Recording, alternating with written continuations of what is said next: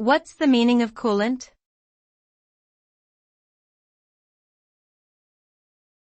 Coolant.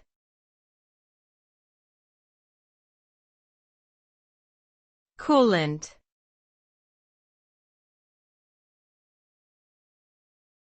Coolant.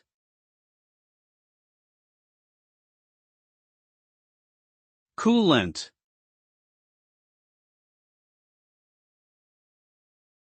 A coolant is a substance that is used to remove heat from a machine or system.